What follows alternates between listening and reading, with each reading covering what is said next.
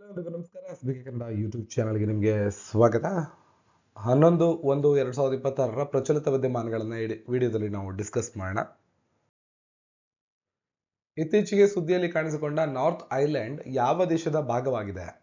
China, Russia, Chile, ನ್ಯೂಜಿಲೆಂಡ್. Zealand ನೋಡಿಕೊಂಡು ಉತ್ತರವನ್ನು ಕೊಡೋಕೆ ಪ್ರಯತ್ನ ಪಡಿ. ಸರಿಯಾದ ಉತ್ತರ ನ್ಯೂಜಿಲೆಂಡ್ನ ಭಾಗ ಆಗಿದೆ. ನಾರ್ತ್ ಐಲ್ಯಾಂಡ್ ಅಂತ ಕರೀತೀವಿ. ನ್ಯೂಜಿಲೆಂಡ್ನ ನಾರ್ತ್ ಐಲ್ಯಾಂಡ್ ಪ್ರದೇಶದಲ್ಲಿ ಇತ್ತೀಚೆಗೆ ಒಂದು ಭೂಕಂಪನ ಉಂಟಾಗಿತ್ತು. 5.5 ರಿಕ್ಟರ್ ಮಾಪನದಲ್ಲಿ ಅದರ ತೀವ್ರತೆಯನ್ನ ಕಂಡುಬಂದಿತ್ತು. ದಕ್ಷಿಣ ಪೆಸಿಫಿಕ್ ಮಹಾಸಾಗರದಲ್ಲಿರುವ ನ್ಯೂಜಿಲೆಂಡ್ನ 2 ಪ್ರಮುಖ ದ್ವೀಪಗಳಲ್ಲಿ ಉತ್ತರ ದ್ವೀಪ ನಾರ್ತ್ ಐಲ್ಯಾಂಡ್ ಕೂಡ ಒಂದು. ಇದು ಕುಕ್ ಜಲಸಂಧಿಯಿಂದ ದಕ್ಷಿಣ ದ್ವೀಪದಿಂದ ಬೇರ್ಪಟ್ಟಿದೆ. ಅಂದ್ರೆ ದಕ್ಷಿಣ ನಾರ್ತ್ ಐಲ್ಯಾಂಡ್, ಸೌತ್ ಐಲ್ಯಾಂಡ್ ಅಂತಿದೆ ನ್ಯೂಜಿಲೆಂಡ್ ಅಲ್ಲಿ. ಅದನ್ನ ಕುಕ್ ಜಲಸಂಧಿಯಿಂದ ಬೇರ್ಪಡಿಸಲಾಗಿದೆ. ಈ ದ್ವೀಪ ಸುಮಾರು 1,13,729 ಚದರ ಕಿಲೋಮೀಟರ್ಗಳಷ್ಟು ಆವರಿಸಿದ್ದು ವಿಶ್ವದ 14ನೇ ಅತಿ ದೊಡ್ಡ ದ್ವೀಪ ಅಂತ ಇದನ್ನ ಪರಿಗಣಿಸಲಾಗುತ್ತೆ. ಇಷ್ಟು ವಿಷಯಗಳು ನಿಮಗೆ ಗೊತ್ತಿಲ್ಲ.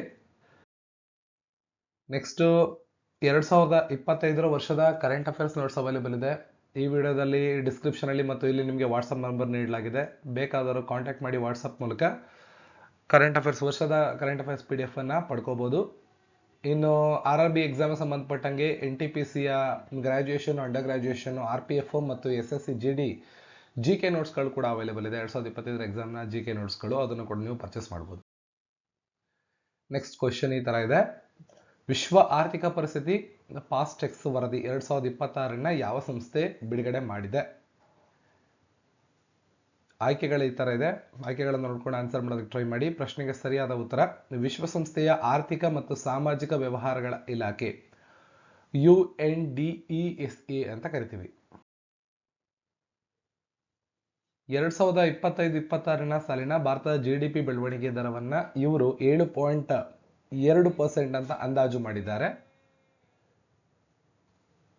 ಭಾರತ ಈಗ ವಿಶ್ವದ 4ನೇ ಅತಿ ದೊಡ್ಡ ಆರ್ಥಿಕತೆಯಾಗಿದೆ, ನಿಮಗದು ಗೊತ್ತಿರಬೇಕು.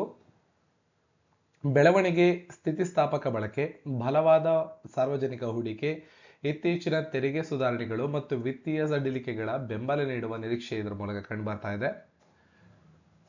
ಹಣಕಾಸು ವರ್ಷದ ಆಧಾರದ ಮೇಲೆ ಭಾರತದ GDP 2026 ಮತ್ತು 28ನೇ ವರ್ಷದಲ್ಲಿ 6.6% ಮತ್ತು 27-28 ಇಸ್ವಿಯಲ್ಲಿ 6.8% ಬೆಳೆಯುವ ನಿರೀಕ್ಷೆ ಇದೆ ಅಂತ ಈ ವರದಿಯಲ್ಲಿ ಮಾಹಿತಿಯನ್ನು ತಿಳಿಸಲಾಗಿದೆ. ವಿಶ್ವ ಹಿಂದಿ ದಿನವನ್ನ ಕೆಳಗಂಡ ಯಾವ ದಿನಾಂಕದಂದು ಆಚರಣೆ ಮಾಡುತ್ತಾರೆ? ಸರಿಯಾದ ಉತ್ತರ ಜನವರಿ 14ರಂದು ಪ್ರತಿ ವರ್ಷ ವಿಶ್ವ ಹಿಂದಿ ದಿನವನ್ನ ಆಚರಣೆ ಮಾಡ್ತಾರೆ. 1975ರಲ್ಲಿ ನಾಗ್ಪುರದಲ್ಲಿ ನಡೆದ ಮೊದಲ ವಿಶ್ವ ಹಿಂದಿ ಸಮ್ಮೇಳನ ವಾರ್ಷಿಕೋತ್ಸವವನ್ನು ನಡೆಸಿದ್ರು. ಆ ದಿನಾಂಕದಿಂದ ಪ್ರತಿ ವರ್ಷ ಆಚರಣೆ ಮಾಡಿಕೊಂಡು ಬರ್ತಾ ಇದ್ದಾರೆ. ಈ ದಿನವನ್ನ ಭಾರತ ಸರ್ಕಾರ ಅಧಿಕೃತವಾಗಿ ಆಚರಣೆ ಮಾಡುತ್ತೆ. ಪ್ರಾಥಮಿಕವಾಗಿ ವಿದೇಶದಲ್ಲಿರುವ ಭಾರತೀಯ ರಾಯಭಾರಿ ಕಚೇರಿಗಳು ಮತ್ತು ಮಿಷನ್ಗಳ ಮೂಲಕ ಇದನ್ನು ಆಚರಣೆ ಮಾಡಲಾಗುತ್ತೆ.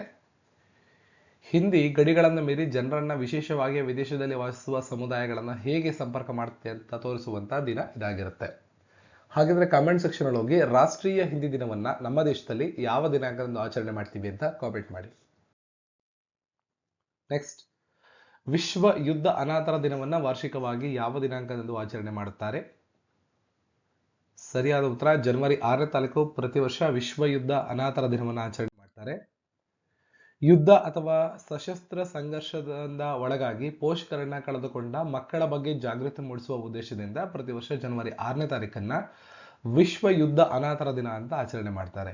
ಪೋಷಕರ ಬೆಂಬಲವಿಲ್ಲದೆ ಬೆಳೆಯುವ ಅನಾಥರು ಎದುರಿಸುವಂತಹ ದೈಹಿಕ, ಸಾಮಾಜಿಕ, ಮಾನಸಿಕ ಸವಾಲುಗಳ ಬಗ್ಗೆ ಈ ದಿನ ನಾವು ಮಾತನಾಡ್ತೇವೆ. ಯುದ್ಧ ಅನಾಥರು ತಮ್ಮ ಜೀವನದ ಘನತೆ ಮತ್ತು ಭದ್ರತೆಯೊಂದಿಗೆ ಪುನರ್ ನಿರ್ಮಿಸಲು ಸಹಾಯ ಮಾಡಲು ರಕ್ಷಣೆ, ಆರೈಕೆ, ಪುನರ್ವಸತಿ, ಸಾಮಾಜಿಕ ವ್ಯವಸ್ಥೆಗಳನ್ನ ಹೇಗೆ ಮಾಡಬೇಕು ಅನ್ನೋದ್ರ ಬಗ್ಗೆ ಈ ದಿನ ಮಾಹಿತಿಯನ್ನ ನೀಡಲಾಗುತ್ತೆ. ನೆಕ್ಸ್ಟ್, ಇತ್ತೀಚೆಗೆ ಸುದ್ದಿಯಲ್ಲಿ ಕಂಡುಬರುವ ಕ್ಯಾಲಮರಿಯಾ ಮಿಜೋರಾಮೆನ್ಸಿಯಾ ಇದು ಏನು ಅಂತ ಕೇಳಿದ್ದಾರೆ. ಕ್ಯಾಲಮರಿಯಾ ಮಿಜೋರಾಮೆನ್ಸಿಯಾ ಅನ್ನೋದು ರಿಡ್ ಹಾವಿನ ಹೊಸ ಪ್ರಭೇದಗಳು. ವಿಜ್ಞಾನಿಗಳು ಮಿಜೋರಾಂನಲ್ಲಿ ಹೊಸ ಜಾತಿಯ ರಿಡ್ ಹಾವನ್ನ ಕಂಡುಹಿಡಿದಿದ್ದಾರೆ. ಇದಕ್ಕೆ ಕ್ಯಾಲಮರಿಯಾ ಮಿಜೋರಾಮೆನ್ಸಿಯಾ ಅಂತ ಹೆಸರಿಟ್ಟಿದ್ದಾರೆ. ಇದು ವಿಷಕಾರಿ ಅಲ್ಲದ ಹಾವಾಗಿರುತ್ತೆ. ಅಂದ್ರೆ ಮನುಷ್ಯರಿಗೆ ಹಾನಿಕಾರಕ ವಿಷವನ್ನ ಇದು ನೀಡೋದಿಲ್ಲ. ಈ ಪ್ರಭೇದವು ರಾತ್ರಿ ವೇಳೆಯಲ್ಲಿ ಹೆಚ್ಚು ಸಕ್ರಿಯವಾಗಿರುತ್ತೆ, ಅರೆ ಪಳೆಯುಳಿಕೆಯದಾಗಿರ್ತದೆ ಮತ್ತು ಭಾಗಶಃ ಭೂಗತ ಜಾಗಗಳಲ್ಲಿ ವಾಸ ಮಾಡೋದಕ್ಕೆ ಇಚ್ಛೆ ಪಡುತ್ತೆ. ಇದು ಸಮುದ್ರ ಮಟ್ಟದಿಂದ 670ರಿಂದ 1295 ಮೀಟರ್ ಎತ್ತರದಲ್ಲಿ ಮಾನವ ಇಲ್ಲದಿರುವಂತಹ ಅರಣ್ಯ ಹೆಚ್ಚಾಗಿರುವಂತಹ ಪ್ರದೇಶದಲ್ಲಿ ವಾಸ ಮಾಡೋದಕ್ಕೆ ಇಚ್ಛೆಯನ್ನು ಇಟ್ಕೊಳ್ಳುತ್ತೆ.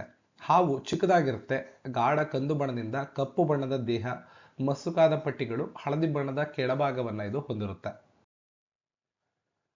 ನೆಕ್ಸ್ಟ್, ಸರಸ್ ಮೇಳ 2026ರ ಆತಿಥೇಯವನ್ನ ವಹಿಸಿಕೊಂಡಂತ ರಾಜ್ಯ ಯಾವುದು? ಸರಿಯಾದ ಉತ್ತರ ಆಂಧ್ರ. ಇಂಪಾರ್ಟೆಂಟ್ ನೋಡ್ಕೊಂಡಿರಿ. ಆಂಧ್ರ ಪ್ರದೇಶದ ಗುಂಟೂರಿನಲ್ಲಿ ಜನವರಿ 6ರಿಂದ 18ರ ತನಕ ಸರಸ್ ಮೇಳವನ್ನು ನಡೆಸಲಾಗ್ತಾ ಇದೆ. ಮೊಟ್ಟ ಮೊದಲನೇ ಬಾರಿಗೆ ರಾಷ್ಟ್ರೀಯ ಮಟ್ಟದ ಕಾರ್ಯಕ್ರಮವನ್ನು ಆಯೋಜನೆ ಮಾಡಲಾಗ್ತಾ ಇದೆ. ಈ ಮೇಳ ಎಲ್ಲ ರಾಜ್ಯಗಳು ಮತ್ತು ಕೇಂದ್ರಾಡಳಿತ ಪ್ರದೇಶಗಳ ಮಹಿಳಾ ಸ್ವಸಹಾಯ ಗುಂಪುಗಳನ್ನ ಒಟ್ಟುಗೂಡಿಸುವಂತ ಕೆಲಸವನ್ನ ಮಾಡುತ್ತೆ. ಸುಮಾರು 300 ಮಹಿಳಾ ಕುಶಲಕರ್ಮಿಗಳು ಮತ್ತು ಉದ್ಯೋಗಿಗಳು ಇದರಲ್ಲಿ ಭಾಗವಹಿಸ್ತಾರೆ. ಸುಸ್ಥಿರ ಜೀವನೋಪಾಯದ ಮೂಲಕ ಮಹಿಳಾ ಸ್ವಸಹಾಯ ಗುಂಪುಗಳು ಸದಸ್ಯರ ಆರ್ಥಿಕ ಸಬಲೀಕರಣವನ್ನು ಉತ್ತೇಜನ ಮಾಡುವುದು ಈ ಮೇಳದ ಪ್ರಮುಖವಾದ ಉದ್ದೇಶವಾಗಿರುತ್ತೆ. ನೆಕ್ಸ್ಟ್, 3ನೇ ತಾಂತ್ರಿಕ ಹಿಂದಿ ವಿಚಾರ ಸಂಕಿರಣ ಅಭ್ಯುದಯ 3 ಎಲ್ಲಿ ನಡೆಸಲಾಯಿತು? ಸರಿಯಾದ ಉತ್ತರ IIT ಇಂದೋರಲ್ಲಿ ಇದನ್ನು ನಡೆಸಲಾಗಿದೆ. 3ನೇ ತಾಂತ್ರಿಕ ಹಿಂದಿ ವಿಚಾರ ಸಂಕಿರಣ, ಇದಕ್ಕೆ ಅಭ್ಯುದಯ 3 ಅಂತ ಹೆಸರಿಟ್ಟಿದ್ದಾರೆ. ಜನವರಿ 3, 2026ರಂದು IIT ಇಂದೋರ್ನಲ್ಲಿ ಇದನ್ನು ನಡೆಸಲಾಗಿದೆ. IIT ಇಂದೋರ್, IIT ಜೋಧ್ಪುರ ಮತ್ತು CSIR national institute of science communication and policy research ಅವರು ಜಂಟಿಯಾಗಿ ಈ ಕಾರ್ಯಕ್ರಮವನ್ನು ಮಾಡಿದ್ದಾರೆ. ತಾಂತ್ರಿಕ ಹಿಂದಿ ಬಳಕೆಯನ್ನು ಉತ್ತೇಜಿಸುವುದು, ಸಮಾಜದ ವಿಶಾಲ ವರ್ಗಗಳಿಗೆ ವಿಜ್ಞಾನ ತಂತ್ರಜ್ಞಾನ ವ್ಯಾಪ್ತಿಯನ್ನು ಬಲಪಡಿಸುವುದು ಈ ಕಾರ್ಯಕ್ರಮದ ಪ್ರಮುಖವಾದ ಉದ್ದೇಶವಾಗಿದೆ. ಸ್ವರ್ಣಕ್ಕೆ ಮುತ್ತಿಕ್ಕಿದ ಅಸ್ಮಿಕಾ ಚಂದ್ರ. ನಿರೀಕ್ಷೆಯಂತೆ ಕರ್ನಾಟಕದ ನಮ್ಮ ಈಜುಪಟುಗಳು ಗೋಗ್ಲಾದ ಕಡಲ ಕಿನಾರೆಯಲ್ಲಿ ನಡೆಯುತ್ತಿರುವ ಖೇಲೋ ಇಂಡಿಯಾ ಬೀಚ್ ಗೇಮ್ಸ್ ನಲ್ಲಿ ಪ್ರಾಬಲ್ಯ ಮೆರೆದಿದ್ದಾರೆ. ಶುಕ್ರವಾರ ನಡೆದ ಓಪನ್ ವಾಟರ್ ಸ್ವಿಮ್ಮಿಂಗ್ 10 ಕಿಲೋಮೀಟರ್ ಪುರುಷರ ಮತ್ತು ಮಹಿಳೆಯರ ವಿಭಾಗಗಳಲ್ಲಿ 6 ಪದಕಗಳನ್ನು ಗೆದ್ದುಕೊಂಡಿದ್ದಾರೆ.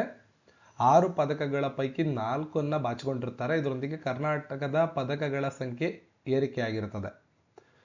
ಸೊ ಇಲ್ಲಿ ನೀವು ಕಾಣ್ತಿರುವಂತಹ ಚಿತ್ರ ಚಿನ್ನ ಪದಕವನ್ನ ಗೆದ್ದ ಕರ್ನಾಟಕದ ಅಸ್ಮಿಕಾ ಚಂದ್ರ ಅವರ ಚಿತ್ರವಾಗಿರುತ್ತೆ. ಶಿಶುಗಳ ಸಾವಿನ ಪ್ರಮಾಣ ಏರಿಕೆಯಾಗಿದೆ. 2024-25ರಲ್ಲಿ 7,572 ಶಿಶುಗಳು ಮರಣ ಹೊಂದಿರುತ್ತವೆ. ಸೊ ರಾಜ್ಯದಲ್ಲಿ ತಾಯಂದಿರ ಸಾವಿಗಿಂತ ಶಿಶುಗಳ ಮರಣ ಪ್ರಮಾಣ ಏರಿಕೆ ಕಂಡು ಬಂದಿದೆ. 2030ರ ಒಳಗೆ ತಾಯಿ ಮತ್ತು ಶಿಶುಗಳ ಮರಣ ಪ್ರಮಾಣದ ಸುಸ್ಥಿರ ಅಭಿವೃದ್ಧಿ ಗುರಿ ತಲುಪಲು ರಾಜ್ಯ ಸರ್ಕಾರ ಹೆಣಗಾಡ್ತಾ ಇದೆ.